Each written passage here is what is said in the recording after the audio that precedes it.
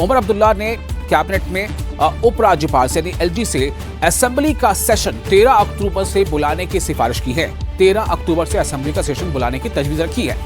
ये सेशन जैसा कि उम्मीद है छोटा होगा और लगभग 7 दिनों का होगा, यानी 13 से 20 अक्टूबर तक। इस असेंबली सेशन में इसमें जो राज्य के बहुत सारे अलग अलग मसले हैं, साथ ही साथ रिजर्वेशन, महराज वली की गिरफ्तारी और सेब किसानों को मुआवजा जैसे बहुत ही जरूरी और हसास मुद्दे पर चर्चा भी हो सकती है।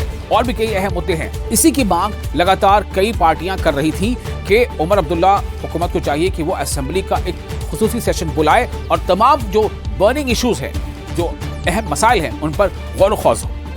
सुप्रीम कोर्ट ने सभी असातिज़ा के लिए शिक्षक पात्रता परीक्षा यानी teachers eligibility test TET pass करना जरूरी करार दे दिया है।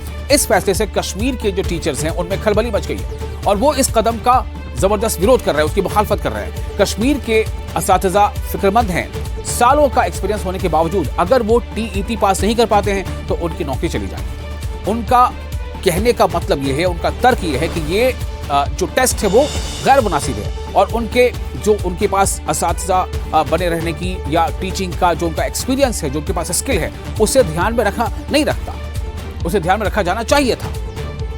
टीचर्स इस फैसले की मुखालफत करने की बाकायदा वो प्लानिंग कर रहे हैं कि वो किस तरह से इसके खिलाफ सड़कों पर उतरेंगे और क्या करेंगे। वो चाहते हैं कि टीईटी की जो अनिवार्यता है, यानी कि इसको जो जरूरी करार दिया गया है, उस पर छूट मिले। नायब वजीर आला सुरेंद्र चौधरी ने चल रही विकास परियोजनाओं का जायजा लिया और गांदरबल का दौरा किया। दौरे के दौरान जो डिप्टी चीफ मिनिस्टर हैं, उन्होंने गांदरबल के नए बस स्टैंड को जोड़ने वाली अस्पताल रोड के तामीरी सूरत हाल उसका भी उन्होंने जायजा लिया और गुजाहमा पुल के हालात की भी उन्होंने समीक्षा की। दोनों प्रोजेक्ट्स जिले के लोगों के लंबे वक्त से ये मांग रही है।